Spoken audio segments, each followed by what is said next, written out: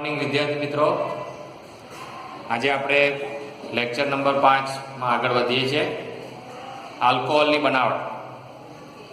હવે અહીંયા આપણું જે ટાઇટલ છે ગ્રીકનાટ પ્રક્રિયકમાંથી આલ્કોહોલની બનાવટ છે. હવે ગ્રીકનાટ પ્રક્રિયક વિશે તમે જાણો છો, આપણે અભ્યાસ કરી ગયા છે 10મા ચેપ્ટરમાં.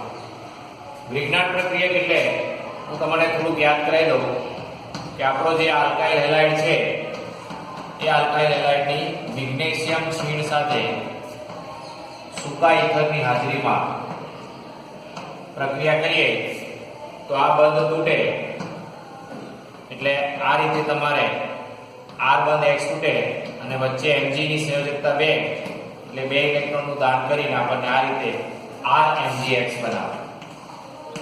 તો આ RMgX છે એ તમારો ગ્રીકનાટ પ્રક્રિયક છે. હવે થોડી વાત કરી લઈએ R ની, તો R તરીકે તમે આલ્કાઇલ સમૂહ લઈ શકો અને R તરીકે તમે એરાઇલ સમૂહ લઈ શકો. તો આલ્કાઇલ સમૂહમાં આપણને વારંવાર કહીએ છીએ કે મિથાઇલ લઈ શકાય, ઇથાઇલ લઈ શકાય, પ્રોપાઇલ લઈ શકાય, બ્યુટાઇલ લઈ શકાય, પેન્ટાઇલ લઈ શકાય, અને એરાઇલ તરીકે આપણે C6H5 એટલે કે ફિનાઇલ લઈ શકીએ છીએ. તો આ તમારો ફિનાઇલ થયો, અને આ રીતે પણ તમે દોરી શકો છો બેન્ઝીન નિરૂપક S. એટલે જે C6H6 હતો, ટૂંકમાં R એટલે શું, તો કે આલ્કેનમાંથી કે આલ્કાઇલમાંથી એક X કાઢો, અને એક X કાઢીએ એટલે એની એક સંયોજકતા બંધ બનાવવાની રહે, અને એમાં આપણે કોઈ પણ ક્રિયાશીલ સમૂહને જોડી શકીએ છીએ. તો આટલું આપણા મગજમાં ખાસ ક્લિયર થઈ જવું જોઈએ. હવે આપણે અહીંયા તમારે કાર્બોનિલ સંયોજનમાંથી ગ્રીકનાટ પ્રક્રિયકનો ઉપયોગ કરીને આપણે આલ્કોહોલ બનાવવાનો છે. તો કાર્બોનિલ સંયોજનમાંથી 2 સંયોજન લઈશું આપણે, આલ્ડીહાઇડ અને કીટોન. તો અત્યારે તમારી બુકમાં પેજ નંબર 331 ઉપર જે સાંકેતિક નિરૂપણ આપ્યું છે એને આપણે અભ્યાસ કરવાનો પ્રયત્ન કરીએ. તો આ કાર્બોનિલ સંયોજન આપણને ખબર છે કે કાર્બન સાથે ઓક્સિજન દ્વિબંધી જોડાય અને એની 2 સંયોજકતા બાકી રહે. તો આ કાર્બોનિલ સમૂહનું સાંકેતિક નિરૂપણ છે. હવે આની આપણે ગ્રીકનાટ પ્રક્રિયા એટલે કે RMgX સાથે પ્રક્રિયા કરીએ. આ તમારો થયો ગ્રીકનાટ પ્રક્રિયા. તો અહીંયા આપણને ઇલેક્ટ્રોમેરિક અસર જોવા મળે છે. હવે ઇલેક્ટ્રોમેરિક અસર એટલે કેવી રીતે, તો એ તમારે ખાસ સમજવાનું. તો અહીંયા તમારે સૌપ્રથમ અહીંયા R અને Mg વચ્ચે વિષમ વિભાજન થાય છે. આ હું નીચે બતાવું છું, RMgX.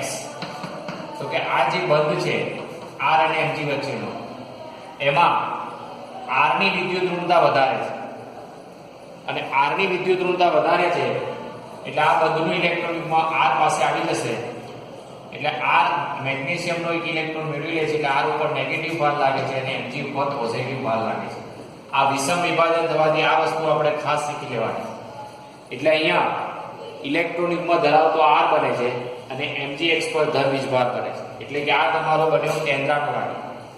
હવે અહીંયા શું થશે, તો કે આનું આકર્ષણ થશે. આનું આકર્ષણ કોની જોડે થશે, તો કે કાર્બન સાથે થાય છે. હવે કાર્બન પાસે તો ઓલરેડી 4 ઇલેક્ટ્રોન યુગ્મ છે, જો 1 2 3 4, એટલે અહીંયા ઇલેક્ટ્રોમેરિક અસર થશે. એટલે જેની વિદ્યુત ઋણતા અહીંયા આપણને ખબર છે દ્વિબંધમાં એક સિગ્મા બંધ છે ને એક પાઈ બંધ છે. તો જે નબળું ઇલેક્ટ્રોન યુગ્મ ધરાવતો પાઈ બંધ છે એ ઇલેક્ટ્રોન યુગ્મ લઈને આવતા પ્રક્રિયકની હાજરીને કારણે જેની વિદ્યુત ઋણતા વધારે છે તેના તરફ ખસી જશે. એટલે આપણે બહુ ડિટેલમાં શબ્દો શીખવાની જરૂર નથી, પણ આટલે એટલું યાદ રાખવાનું કે આ જે દ્વિબંધ છે એ દ્વિબંધમાંથી નબળો પાઈ બંધ છે ઓક્સિજન તરફ જતો રહેશે. એટલે આ રીતે થાય છે. આ કાર્બન પાસે 2 બંધો હતા, અહીંયા સિંગલ બંધ થઈ ગયો અને O પાસે એક ઇલેક્ટ્રોન આવી ગયો. એટલે અત્યારે શું થયું, તો કે કાર્બન પર પોઝિટિવ ભાર લાગ્યો અને ઓક્સિજન ઉપર નેગેટિવ ભાર લાગ્યો. કારણ કે આપણને ખબર છે કે આ જે ઇલેક્ટ્રોનિકમાં છે એમાં એક કાર્બનનો છે અને ઓક્સિજનનો ઇલેક્ટ્રોન, એ આખો જ ઇલેક્ટ્રોનિકમાં નબળો પાઈ ઇલેક્ટ્રોનિકમાં ક્યાં જતું રહે છે, ઓક્સિજન તરફ જતું રહે છે. હવે ઓક્સિજન તરફ જાય એટલે હવે તમે જુઓ કે આ કાર્બોકેટાયન બની ગયો, કારણ કે કાર્બન પાસે 3 જ બંધ થઈ ગયા. હવે કાર્બન કેટલા બંધ બનાવે, 4 બંધ બનાવે.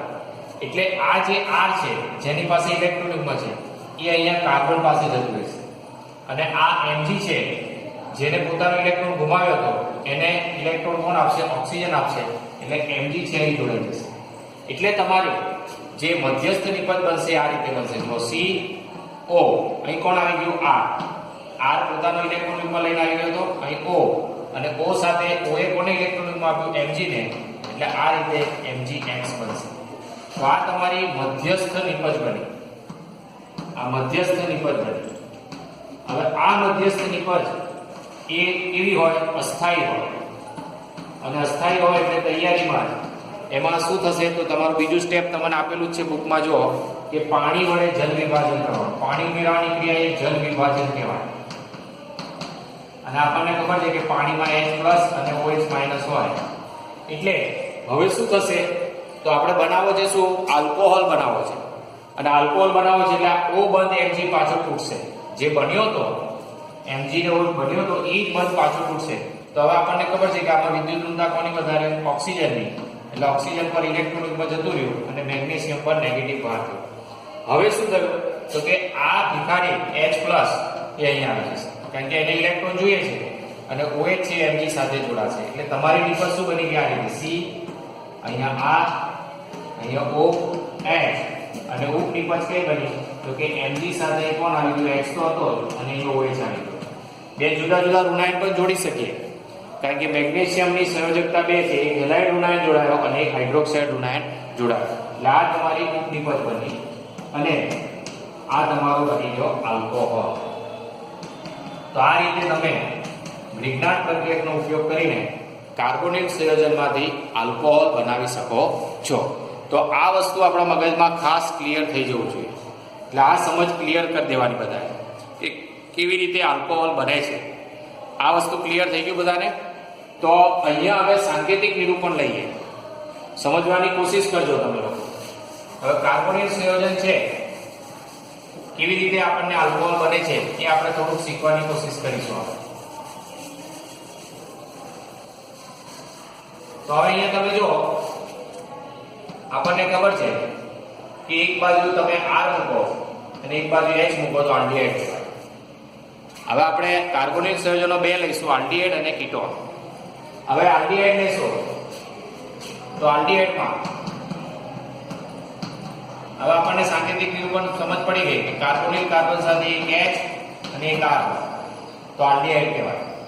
હવે આલ્ડીહાઇડમાં તમે R તરીકે H લેશો, R બરાબર H લેશો તો શું થાય? તો કે R ની જગ્યાએ H લખો, C=OH. તો આને આપણે ટૂંકમાં શું લખી શકીએ? HCHO. એટલે કે એક કાર્બન વાળો આલ્ડીહાઇડ બન્યો. અને એક કાર્બન વાળા આલ્ડીહાઇડને આપણે મિથેનાલ કહીએ છીએ. એક કાર્બનને મિથ કહેવાય અને આલ્ડીહાઇડમાં પ્રત્યય કયો લાગે? નાલ, એટલે મિથેનાલ. અને પછી તમે R બરાબર મેં હવે લખ્યા હતા તે CH3 લો, CH2 CH3 લો, પછી CH2 CH2 CH3 લો, મિથાઇલ ઇથાઇલ પ્રોપાઇલ. તો તમે જુદા જુદા R લેશો એટલે જુદા જુદા આલ્ડીહાઇડ બનશે. પણ આપણે એટલું યાદ રાખવાનું કે R બરાબર H લઈશું તો મિથેનાલ બને અને એનું ફેમસ નામ છે ફોર્માલ્ડીહાઇડ. આ યાદ રાખજો ખાસ. એનું ફેમસ નામ કયું છે? ફોર્માલ્ડીહાઇડ. બજારમાં આપણે લેવા જઈએ તો કદાચ કેમિકલ વાળો ભણેલો ગણેલો હોય એટલે કે એ જો જાતે સેટ હોય તો એને તમે મિથેનાલ બોલશો તો ખબર પડશે. પણ જો એને નોકર રાખ્યો છે ને નોકર કદાચ હોય સેટ ના હોય તો ત્યાં તમે મિથેનાલ બોલશો તો એને સમજ પડશે નહીં. પણ જો તમે ફોર્માલ્ડીહાઇડ બોલશો તો તૈયારીમાં આપશે. એટલે આ વસ્તુ ખાસ યાદ રાખજો. તો હવે આપણે સમજવાની કોશિશ કરીએ છીએ કે કેવી રીતે તમારે આ નિપજો બને છે આલ્કોહોલ. હવે થોડુંક તમારે યાદ રાખવાનું છે કે જો તમે મિથેનાલ લેશો HCHO, એક કાર્બન વાળો આલ્ડીહાઇડ લેશો તો હંમેશા યાદ રાખવાનું કે 1 ડિગ્રી આલ્કોહોલ બનશે, પ્રાથમિક આલ્કોહોલ બનશે. જો તમે 2 કે 2 થી વધારે કાર્બન વાળા આલ્ડીહાઇડ લેશો, આવા લેશો, આ 2 કાર્બન વાળો થયો, ઇથાઇલ હતો 3 કાર્બન વાળો થયો, પ્રોપાઇલ હતો 4 કાર્બન વાળો થયો. તો આ રીતે તમે 2, 3, 4, 5 વાળા કાર્બન વાળા આલ્ડીહાઇડ લેશો તો 2 ડિગ્રી આલ્કોહોલ બનશે, દ્વિતીયક આલ્કોહોલ બનશે. એટલે આપણને એટલું સમજ પડી ગઈ કે તમે કાર્બોનેટ સંયોજન તરીકે આલ્ડીહાઇડ લેશો, એમાં એક કાર્બન વાળો આલ્ડીહાઇડ લેશો તો ફરજિયાત શું બનશે? 1 ડિગ્રી આલ્કોહોલ બનશે. અને 2 કે 2 3 4 5 2 કે 2 કરતા વધારે કાર્બન વાળા આલ્ડીહાઇડ લેશો તો 2 ડિગ્રી આલ્કોહોલ બનશે, જેને આપણે દ્વિતીયક આલ્કોહોલ કહીએ છીએ. તો આટલું આપણા મગજમાં ક્લિયર થઈ ગયું. હવે તમે કીટોન લઈ શકો છો. મેં તમને કીધું કે કાર્બોનિલ કાર્બન તરીકે તમે કીટોન પણ લઈ શકો છો. તો કીટોન માટે શું? તો કીટોનમાં આપણને ખબર જ છે કે કાર્બોનિલ સંયોજનમાં કાર્બન સાથે ઓક્સિજન જોડાયેલો હોય તો બંને ડેશમાં શું લેવા પડે? R લેવા. એટલે એને લખાઈશું RCOR, જેને આપણે કીટોન કહીએ. અને કીટોન હંમેશા 3 કાર્બનથી શરૂ થાય. કારણ કે આપણે એક કાર્બન વાળો R લઈએ, દાખલા તરીકે મિથાઇલ લીધો તો CH3 COCH3 બે બાજુ, એક બાજુ મિથાઇલ લીધો, એક બાજુ તમે ઇથાઇલ પણ લઈ શકો, બંને બાજુ તમે ઇથાઇલ પણ લઈ શકો. તો તમે જોઈ શકો છો કે આ 3 કાર્બન ત્યાં, આમાં કાર્બન 4 ત્યાં, આમાં કાર્બન 5. તો કે કીટોન લેશો ત્યારે યાદ રાખવાનું કે ફરજિયાત 3 ડિગ્રી આલ્કોહોલ બનશે, તૃતીયક આલ્કોહોલ બનશે. આટલું આપણા મગજમાં ક્લિયર કરી દેજો. એટલે આપણા મગજમાં ક્લિયર થઈ ગયું કે કાર્બોનિલ કાર્બન તરીકે આલ્ડીહાઇડ લઈએ, એમાં એક કાર્બન વાળો આલ્ડીહાઇડ લઈશું તો ફોર્માલ્ડીહાઇડ બનશે. એટલે કે ફોર્માલ્ડીહાઇડ લેશો તો 1 ડિગ્રી આલ્કોહોલ બનશે, 2 કાર્બન વાળો લેશો તો 2 ડિગ્રી આલ્કોહોલ બનશે, અને કીટોન લેશો તો 3 ડિગ્રી આલ્કોહોલ બનશે. તો આપણે 3 ઉદાહરણને સમજવાની કોશિશ કરીએ. 3 ના એક ઉદાહરણ બતાવું છું, અને પછી તમારી રીતે તમે જુદા જુદા ઉદાહરણની પ્રેક્ટિસ કરશો તો તમને ખૂબ સરસ આની સમજ પડી જશે. તો અહીંયા હું કાર્બોનિલ કાર્બન સાથે બંને H લઉં છું, અને ગ્લિગ્નાટ પ્રક્રિયક તરીકે RMgX છે તો RMgX તરીકે R તરીકે હું લઉં છું CH3 અને X તરીકે લઉં છું Br. એટલે આનું નામ થઈ ગયું મિથાઇલ મેગ્નેશિયમ બ્રોમાઇડ. શું નામ થઈ ગયું? Methyl magnesium bromide. હવે આપણે નિયમ ખબર જ છે કે આ ઇલેક્ટ્રોનિકમાં કોની જોડે જતું રહેવાનું? ઓક્સિજન તરફ જોડે. હવે આમાં બંધ તૂટશે એટલે કાર્બન પર ઇલેક્ટ્રોનિકમાં આવી જશે, આ માઇનસ બનશે અને આ પ્લસ બનશે. આ લોજિક આપણને ખબર હોવી જોઈએ. એટલે સીધું જ તમને ખબર છે કે આ R છે કાર્બન પાસે જશે અને MgX છે O પાસે જશે. એટલે આપણી નિકોલ શું બની જશે? HCH. અહીંયા શું આવી ગયું? CH3 O MgBr. આ તમારી મધ્યસ્થ નિપજ બની ગઈ. હવે બીજું સ્ટેપ શું છે? તો કે જલ વિભાજન. પાણી ઉમેરાય, જલ વિભાજન થાય. જલ વિભાજન એટલે આપણને ખબર છે કે H+ કે OH- જોડાય એટલે તમારો આવો બંધ Mg તૂટશે એટલે ઓક્સિજન પર નેગેટિવ ભાગ, મેગ્નેશિયમ પર પોઝિટિવ ભાગ. એટલે તમારી નિપજ બની ગઈ. જો હું આ રીતે લખું તો બી ચાલે. CH3 ને મેં લખ્યો, 2H ને મેં આમ બતાવ્યો, કોઈ ફરક પડે નહીં. એટલે કાર્બન સાથે આ 3 વસ્તુ બતાવી દીધી. અને O જોડે કોણ આવી ગયો? તો કે H આવી ગયો. તો તમે જુઓ કે આ CH3 CH2 OH. તો આ બની ગયું ઇથેનોલ. 1 ડિગ્રી આલ્કોહોલ બની ગયું. OH સાથે જોડાયેલો કાર્બન, આ OH સાથે જોડાયેલો કાર્બન એ બીજા કેટલા કાર્બન સાથે જોડાયેલો છે? એટલે 1 ડિગ્રી આલ્કોહોલ બની ગયું ઇથેનોલ. તો હવે તમારે પ્રેક્ટિસ માટે શું કરવાનું? તો અહીં R બદલ્યા કરવાનું. અહીં R તરીકે ઇથાઇલ લેશો તો અહીં પ્રોપેનોલ બનશે. R તરીકે પ્રોપાઇલ લેશો તો અહીં બ્યુટેનોલ બનશે, કારણ કે આનો એક કાર્બન ઉમેરવાનો. એટલે અમે ફોર્માલ્ડીહાઇડ એનો એ જ રાખ્યું છે. જો ફોર્માલ્ડીહાઇડ મેં એનો એ જ રાખ્યું છે, ખાલી ગ્લિગ્નાટ પ્રક્રિયકમાં R તરીકે મિથાઇલની જગ્યાએ ઇથાઇલ લો, ઇથાઇલની જગ્યાએ પ્રોપાઇલ લો, પ્રોપાઇલની જગ્યાએ બ્યુટાઇલ લો, અને એમ કરીને 4-5 સમીકરણોની પ્રેક્ટિસ કરી લેશો એટલે મગજમાં ફિટ થઈ જશે કે ફોર્માલ્ડીહાઇડ હોય તો ફરજિયાત એક કાર્બન એટલે 1 ડિગ્રી આલ્કોહોલ બનશે, અને ફોર્માલ્ડીહાઇડનો એક કાર્બન ઉમેરાય. આ એક હતો તો આ 1 ને 1 2 થયા. આ 2 કાર્બન વાળો છે તો 1 ને 1 3, 4 કાર્બન વાળો છે તો 4 ને 1 5. પણ બધા બનશે કયા? 1 ડિગ્રી બનશે. તો આ વાત આપણે એ પૂરી કરીએ છીએ. હવે આપણે 2 ડિગ્રી વાળો લઈએ. તો અહીંયા 2 ડિગ્રી બનાવો છે. તો મેં આલ્ડીહાઇડ ફોર્માલ્ડીહાઇડની જગ્યાએ મેં R તરીકે CH3 લઈ લીધો. એટલે 2 કાર્બન વાળો ઇથેનોલ થઈ ગયો, જેને આપણે એસિટાલ્ડીહાઇડ કહીએ છીએ. એસિટાલ્ડીહાઇડ. અને આ ગ્રીનહાર્ડ પ્રક્રિયા તરીકે આપણે આનો જ રાખ્યો છે. તો આપણને ખબર જ છે કે આ જે તમારો કાર્બન વાળો છે એ કાર્બન સાથે જોડાશે અને Mg સાથે અહીં જોડાશે. એટલે અહીંયા ખાલી ફરક શું પડ્યો? તો અહીંયા તમારે CH3 મૂક્યો. એટલે CH3CH આટલું તો છે. અહીંયા કોણ જોડાયો? આ CH3 અને ઓ જોડે કોણ જોડાયા? Helium. હવે તમે એનું શું કરશો? જલ વિભાજન કરશો. એટલે આ બંધ તૂટશે. સિમ્પલ. એટલે શું થયું? CH3 CH અહીંયા CH3 અને ઓ જોડે કોણ જોડાયું? OH.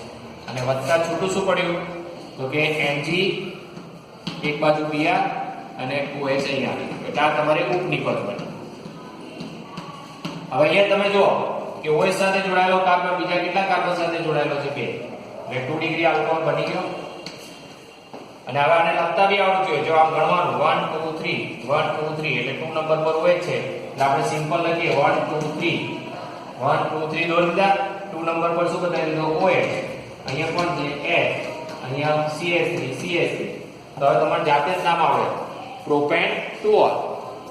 આને શું કહેવાય? પ્રોપેન ટુઓલ. તો આ રીતે આપણને 2 ડિગ્રી બનાવતા આવડે. હવે એસિટાલ્ડિહાઇડ છે. એવી રીતે તમે હું તમને એક હોમવર્ક આપું છું એ તમારે પ્રેક્ટિસ કરવાની અને બીજા તમારી જાતે બીજા 4-5 ઉદાહરણ બનાવજો. જે વિદ્યાર્થી 5 ઉદાહરણ બનાવશે ને 2 ડિગ્રી આલ્કોહોલ બનાવવાના એ લોકોએ નોટમાં લખીને મને WhatsApp કરવાનું. તે સિવાય બીજા કોઈએ WhatsApp કરવું નહીં. ઓછામાં ઓછા 5 ઉદાહરણ પ્રેક્ટિસ કરવાના. આને ગણી લેજો. આ એક ઉદાહરણ તરીકે ગણી લેજો. હું અત્યારે HW માં એક ઉદાહરણ આપું છું તમને. તો એ તમારે નોંધી લેવાનું.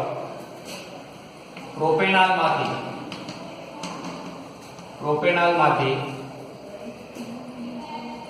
RMgX તરીકે પ્રોપેનોલ વત્તા CH3CH2 MgCl. પ્રોપેનોલ વત્તા પ્રક્રિયા પૂર્ણ કરો. જો પ્રોપેનોલ એટલે અહીંયા તમારે ઇથાઇલ લેવું પડે અને અહીંયા ઇથાઇલની જગ્યાએ ઇથાઇલ લીધો છે. એટલે આમાં 3 કાર્બન છે અને પેલામાં 2 કાર્બન છે. એટલે 5 કાર્બન વાળો તમારે 2 ડિગ્રી આલ્કોહોલ બનશે. આટલું તમે કહી દીધું. આવી રીતે તમારે પ્રેક્ટિસ કરવાની છે. એટલે પ્રેક્ટિસ કરજો એટલે આવડશે. તો આ આપણે પૂરું કરીએ છીએ. હવે 3 ડિગ્રીની વાત કરીએ. તો 3 ડિગ્રી બનાવવો હોય તો કીટોન લેવું પડે. તો અહીંયા ધારો કે H તરીકે બંને R તરીકે મેં મિથાઇલ લીધા. એટલે આ તમારું છે પ્રોપેનોન 2 પ્રોપેનોન અથવા પ્રોપેન 2 ઓન એવું લખો તો પણ ચાલે. પ્રોપેન 2 ઓન અથવા એનું ફેમસ નામ છે એસિટોન. હવે આ બધું તમને સમજમાં આવવું જોઈએ. એનું ફેમસ નામ છે એસિટોન. તો હવે સિમ્પલ અહીંયા તમારે શું થઈ ગયું? CH3 કાર્બન સાથે આવી ગયો. એટલે એકની એક વાત છે. O બાદ Mg તૂટશે એટલે અહીંયા થઈ ગયું 3 ડિગ્રી. તમે જોઈ શકો છો કે OH સાથે જોડાયેલો કાર્બન બીજા કેટલા કાર્બન સાથે જોડાયેલો છે? 3. એટલે 3 ડિગ્રી થઈ ગયું. અને આનું નામ તમારે લખવું હોય તો આ રીતે અહીંયા પણ CH3 છે. એટલે 3 કાર્બન ગયા એટલે આનું નામ શું થઈ ગયું? 2 મિથાઇલ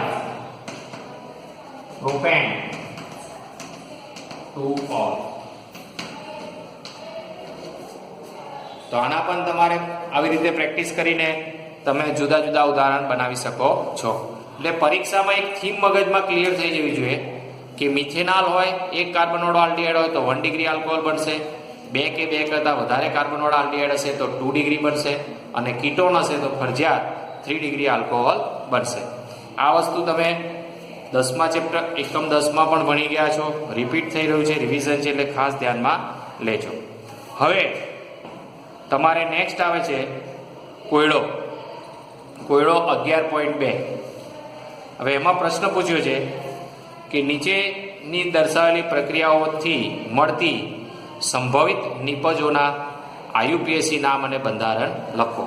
તો આ ખાસ પ્રક્રિયાઓ લખીને પ્રેક્ટિસ કરજો. જવાબ આપી દીધા છે પણ એકલા જવાબોથી ચાલશે નહીં. અહીંયા જો બ્યુટેનોલનું ઉદ્દીપકીય રિડક્શન. હવે રિડક્શન કરવાનું છે. એટલે રિડક્શન કેવી રીતે થાય એ આગળ આપણે જે બનાવટો ભણી ગયા એમાંથી તમારે પ્રેક્ટિસ કરીને જવાબ આપવાનો છે. પછી મંદ સલ્ફ્યુરિક એસિડની હાજરીમાં પ્રોપીનનું જલીયકરણ. તેમાં પ્રોપેન 2 આલ્યો છે. એ પણ આપણે ભણી ગયા કે માર્કોની કપના નિયમનો ઉપયોગ કરીને તમારે પ્રક્રિયા કરવાની.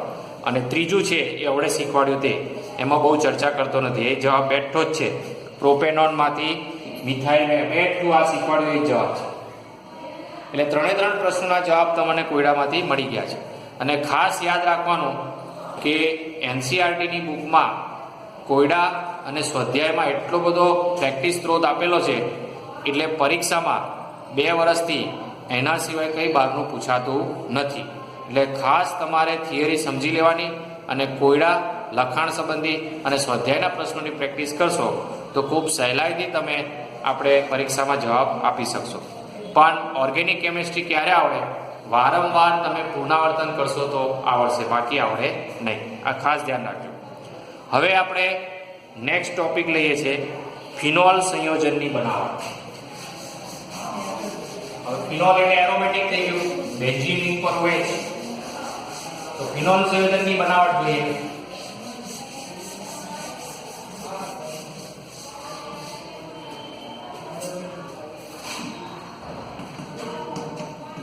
ફિનોલની બનાવટ. હવે ફિનોલ એટલે આપણને ખબર છે કે એરાઇલ આલ્કોહોલ કહેવાય. આ રીતે બેન્ઝીન પર જાય છે અને તેના સ્થાને જોડાય શું હોય છે.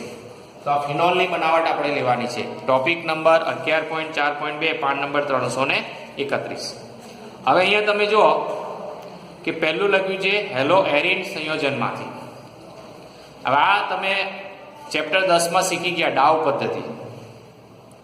ક્લોરોબેન્ઝીનમાંથી ફિનોલ. હવે આ પરિવર્તનના રૂપમાં બી પૂછાય. એટલે પહેલું છે હેલો એરિન સંયોજનમાં.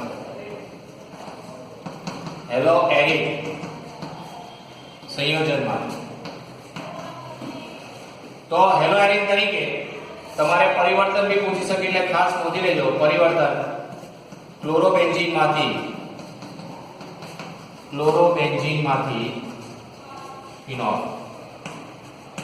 આપણે 11મા ધોરણમાં પરિવર્તનની વાત કરી ગયા છે કે પરિવર્તન 2 સ્ટેપિંગના હોય. હવે આ પરિવર્તન તરીકે પણ યાદ રાખજો અને ફિનોલની બનાવટ તરીકે પણ યાદ રાખજો. હવે ક્લોરોબેન્ઝીન છે એટલે તૈયારીમાં જ આપણને ખબર પડી જવી જોઈએ કે બેન્ઝીન ઉપર Cl ક્લોરોબેન્ઝીન.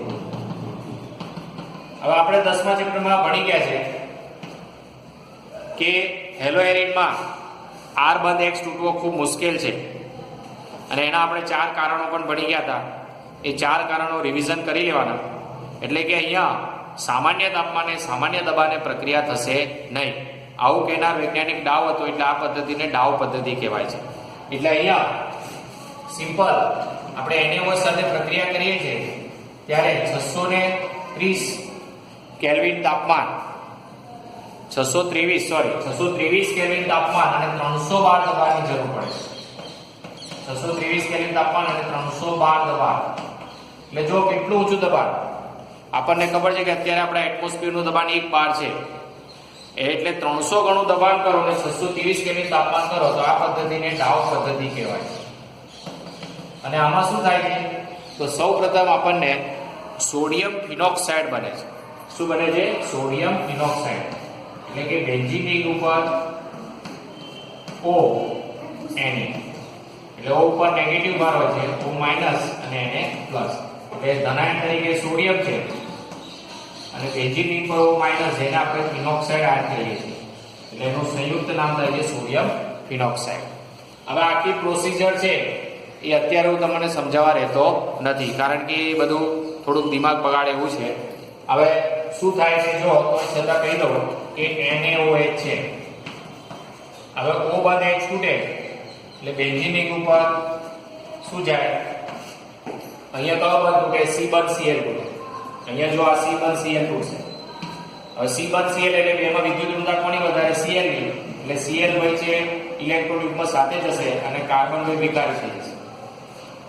એટલે અહીંયા C પર પોઝિટિવ ભાર આવી જશે. આ રીતે થશે જો અહીંયા C છે એ C પર પોઝિટિવ ભાર થઈ ગયો અને Cl આ પોતાનું ઇલેક્ટ્રોન યુગ્મ લઈ અને દૂર થઈ જાય.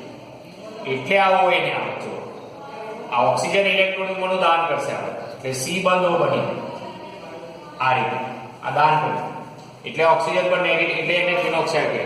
અને હવે શું કરવાનું તો કે હવે સિમ્પલ HCl સાથે પ્રક્રિયા કરવાની એટલે સિમ્પલ આયન વિનિમય થાય H+ અને Cl-. H+ અહીં જતો રહેશે એને અહીં આવી જશે એટલે બેન્ઝીન રિંગ પર શું થઈ ગયું O અને O જોડે કોણ આવી ગયો H અને છૂટું શું પડી ગયું NaCl. તો આ રીતે તમે ખાસ પરિવર્તનને શીખવાની કોશિશ કરવાની કે હેલોઆયનિક સંયોજનમાંથી ફિનોલ કેવી રીતે બને. ચાલો ત્યાર પછી તમારે બીજી બનાવટ છે જેનું નામ છે બેન્ઝીન સલ્ફોનિક એસિડમાંથી ફિનોલ. હવે 11મા ધોરણની વાત આવી. બેન્ઝીન સલ્ફોનિક એસિડ, આ બેન્ઝીન સલ્ફોનિક એસિડ ભણેલા હશે તો આવડે. બેન્ઝીનનું સલ્ફોનેશન કરીએ તો બેન્ઝીન રિંગ ઉપર SO3H લાગે એટલે એને બેન્ઝીન સલ્ફોનિક એસિડ કહેવાય. આ બેન્ઝીન છે એ બેન્ઝીન ઉપર SO3H સમૂહ જોડાય તો આને આપણે નામ આપીએ છીએ બેન્ઝીન સલ્ફોનિક એસિડ. હવે આ જે બેન્ઝીન સલ્ફોનિક એસિડ છે એમાંથી તમારે ફિનોલ બનાવવાનો છે. તો અહીંયા તમે જુઓ કે બેન્ઝીનમાંથી પહેલા બેન્ઝીન સલ્ફોનિક એસિડ બનાવ્યો છે. હવે 11માની વાત છે એટલે હું ડિટેલમાં જતો નથી, એ તમે ભણી ગયા છો કે સાંદ્ર H2SO4 ઉદ્દીપક તરીકે વપરાય અને સાંદ્ર H2SO4 ઉદ્દીપક તરીકે અને પ્રક્રિયક તરીકે વપરાય જેને આપણે ઓલિયમ કહીએ છીએ H2H2O7 અને એમાંથી SO3H સમૂહ દાખલ થાય એટલે આને બેન્ઝીન સલ્ફોનિક એસિડ કહેવાય. હવે સિમ્પલ આનું સીધું સ્ટેપિંગ છે કે ઘન NaOH વડે પીગલન કરવાનું અને પીગલન કરીએ એટલે સીધું જ SO3H નું શેમાં રૂપાંતરણ થઈ જશે OH. આ ક્લિયર? એટલે આટલું તમે હવે યાદ રાખજો. આની ડિટેલમાં સ્ટડી પાછળ આવશે ત્યારે આપણે વાત કરીશું કેવી રીતે તમારે આખું સલ્ફોનેશન થઈ અને કેવી રીતે સોડિયમ સલ્ફાઇડ છૂટું પડે છે. અહીંયા 2 મોલ NaOH વપરાય છે એટલે અહીં બાય પ્રોડક્શનમાં બને છે Na2SO3 છૂટું પડે છે. Na2SO3 સોડિયમ સલ્ફાઇડ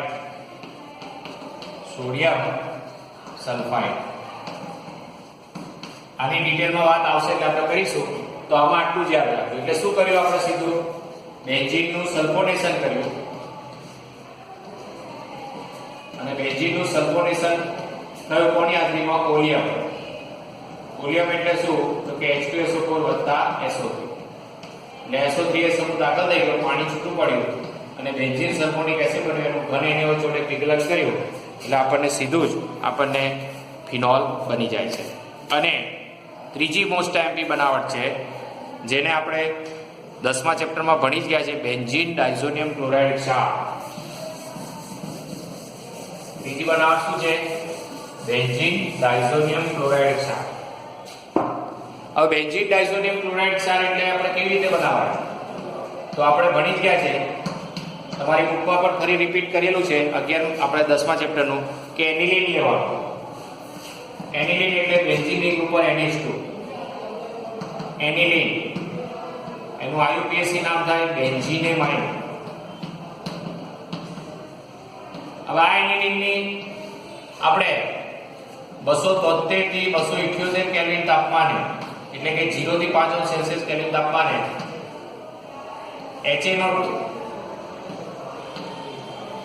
NaNO2 વત્તા HCl સાથે પ્રક્રિયા કરીશું. સોડિયમ નાઇટ્રાઇડ વત્તા 2 મોલ HCl લઈશું એટલે આ બંને વચ્ચે પ્રક્રિયા થઈને બનશે શું? નાઇટ્રિક એસિડ બનશે. HNO2 નાઇટ્રસ એસિડ બનશે અને એ નાઇટ્રસ એસિડની આપણે પ્રક્રિયા થાય એટલે તમારે પહેલું બને બેન્ઝીન રિંગ ઉપર N2Cl. આ આપણે સમજાવી દીધું છે એટલે હું ડિટેલમાં જતો નથી. જેને આપણે બેન્ઝીન ડાયઝોનિયમ ક્લોરાઇડ ક્ષાર કહીએ છીએ. હવે આ બેન્ઝીન ડાયઝોનિયમ ક્લોરાઇડ ક્ષારની પ્રક્રિયા હવે આમાંથી તો બધા જુદા જુદા આપણે આના પછીના 12મા 13મા ચેપ્ટરમાં જ ડિટેલમાં શીખીશું ત્યારે બી પાછું રિપીટ થવાનું છે. તમે પાણી સાથે પ્રક્રિયા કરશો, H2O સાથે પાણી ઉમેરશો, ગરમ કરશો, ગરમ પાણી અથવા વરાળ તો સીધું જ અહીંયા જે પાણીમાં OH હોય એ OH અહીંયા આવી જશે, નાઇટ્રોજન વાયુ વાતાવરણમાં મુક્ત થઈ જશે અને આમાંથી H અને Cl ભેગા થઈને શું બનાવશે? HCl બનાવશે. એટલે આ રીતે તમારે ફિનોલ બને છે. તો આ ત્રણ તમારી બનાવટ થઈ, એ પ્રયોગશાળાની બનાવટ થઈ. કઈ ત્રણ બનાવટ? તો કે હેલોએરિન, બેન્ઝીન સલ્ફોનિક એસિડ અને ડાયઝોનિયમ ક્ષાર. અને હવે જે બનાવટ છે ચોથી બનાવટ ક્યુમિનમાંથી, એ બનાવટ તમારી ઔદ્યોગિક બનાવટ છે અને અત્યારે સૌથી સારામાં સારી બનાવટ છે. તમે પાન નંબર 332 પર જોઈ શકો છો કે એમાં સ્પષ્ટ લખેલું પણ છે કે આ પદ્ધતિ દ્વારા ઉત્પાદનમાં પ્રક્રિયામાં મળતી ઉપનિપજ એસિટોન વધુ પ્રમાણમાં મળે છે અને તેનો ખૂબ સારી રીતે ઉપનિપજ તરીકે ઉપયોગ કરી શકાય છે. તો હવે આ બનાવટ જે છે એ બનાવટમાં શું કહેવા માંગે છે આપણે જોઈએ. તો અહીંયા ક્યુમિન ડાયરેક્ટ બતાવી દીધું છે. ક્યુમિન પદ્ધતિ કહેવાય. ક્યુમિન પદ્ધતિ ફિનોલની ઔદ્યોગિક બનાવટ ક્યુમિન પદ્ધતિ. પણ ક્યુમિન કેવી રીતે બને છે એ તમને બુકમાં આપ્યું નથી, એટલે આપણે સમજવાની કોશિશ કરીશું. આ મોસ્ટ ટાઈમનો પ્રશ્ન છે, બોર્ડની પરીક્ષામાં 3 ગુણમાં પૂછાય છે, એટલે ખાસ આને સમજી લેજો. ક્યુમિન પદ્ધતિ.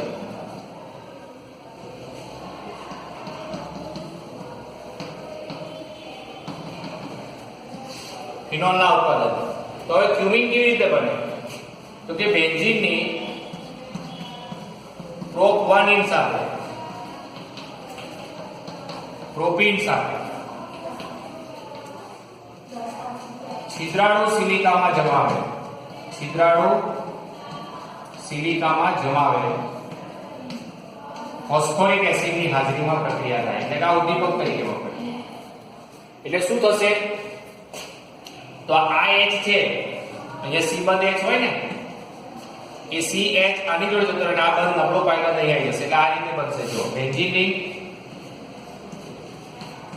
અહીંયા વચ્ચે CH આવી ગયું, આ બાજુ CH3 અને આ બાજુ CH3. એટલે આ તમારું બની ગયું ક્યુમિન. આ પ્રચલિત નામમાં ક્યુમિન કહેવાય. અને આનું નામ યાદ રાખજો, બેન્ઝીન આઇસોપ્રોપાઇલ અથવા આઇસોપ્રોપાઇલ બેન્ઝીન એવું પણ લખીએ છીએ. શું લખીએ છીએ? આઇસોપ્રોપાઇલ બેન્ઝીન. આઇસોપ્રોપાઇલ બેન્ઝીન. તો આ સ્ટેપ તમારી બુકમાં આપેલું નથી, એટલે આપણે ખાસ ધ્યાનમાં લઈશું કે આઇસોપ્રોપાઇલ બેન્ઝીન કોને કહેવાય. હવે આ જે આઇસોપ્રોપાઇલ બેન્ઝીન છે, આ તમારે સ્ક્રીનશોટ લેવો હોય તો પણ લઈ લેજો, આ બુકમાં નથી. ચલો હવે બુકમાં તો જે રીતે હું નોંધું છું કે આ જે આઇસોપ્રોપાઇલ બેન્ઝીન છે, એ આઇસોપ્રોપાઇલ બેન્ઝીન આ રીતે લખ્યું છે. આ બેન્ઝીન CH, એક CH3 ઉપર છે અને એક CH3 આ બાજુ છે, એટલે આને ક્યુમિન કહેવાય અથવા આઇસોપ્રોપાઇલ બેન્ઝીન કહેવાય. આઇસોપ્રોપાઇલ બેન્ઝીન. હવે આની પહેલી પ્રક્રિયા તમે જો ઓક્સિજન સાથે થાય છે, હવા સાથે, O2 સાથે પ્રક્રિયા થાય એટલે આપણને ખબર છે કે O બંધ O હોય, O ડબલ બંધ O. આ નબળો પાય બંધ છે એટલે એક ઇલેક્ટ્રોન અહીં જશે ને એક ઇલેક્ટ્રોન અહીં જશે, સમવિભાજન થાય એટલે C બંધ H ની વચ્ચે આવી જશે. જો આ રીતે C CH3 આ બે તો આવું જ રહેશે. હવે જો આ બંધ ઉગ્યો, આમાં બી સમવિભાજન થયું એટલે કાર્બનનો એક ને ઓક્સિજન થયો, એટલે O ફરી બંધ O અને એક બંધ પણ જોડે જોડાશે હાઇડ્રોજન સાથે. એટલે આને બોલાય છે ક્યુમિન હાઇડ્રોપેરોક્સાઇડ. ક્યુમિન હાઇડ્રોપેરોક્સાઇડ અથવા ક્યુમિન હાઇડ્રોજન પેરોક્સાઇડ પણ બોલી શકીએ છીએ. ક્યુમિન હાઇડ્રોપેરોક્સાઇડ. આ પેરોક્સાઇડ બંધ બની ગયો, ક્યુમિન હતું વચ્ચે પેરોક્સાઇડ બોન્ડ એન્ટર લઈ લીધો અને હવે સિમ્પલ ત્રીજું સ્ટેપ, જલ વિભાજન કરવાનું પાણી સાથે. એસિડ ઉદ્દીપકની હાજરીમાં, એસિડ ઉદ્દીપકની હાજરીમાં પાણી ઉમેરવાનું, જલ વિભાજન થાય એટલે સિમ્પલ શું થશે? હવે હું થોડું શીખવાડી દઉં છું. આ C બંધ C છે, આ C બંધ C તૂટશે, સમવિભાજન, અને અહીંયા O બંધ O તૂટશે, સમવિભાજન. એટલે જો આખો ઘટક નીકળી ગયો, આવો ઘટક નીકળ્યો, જો CH3 C CH3, અહીંયા એક ઇલેક્ટ્રોન રહ્યો, સિંગલ બોન્ડ O પાસે એક ઇલેક્ટ્રોન રહ્યો. આટલી ઉપનિપજ થઈ ગઈ તમારી. આઉટ નીકળશે. હવે શું થશે જો આ ઇલેક્ટ્રોન અહીંયા આવી જશે, આ ઇલેક્ટ્રોન અહીંયા જશે, એટલે એકલ બંધની જગ્યાએ શું થઈ ગયું? Double bond. એટલે આ તમારું સંયોજન થઈ ગયું એસીટોન પ્રોપેન 2 ઓન. અને આ ઇલેક્ટ્રોન અહીંયા આવી જશે. જો આ બેન્ઝીન છે,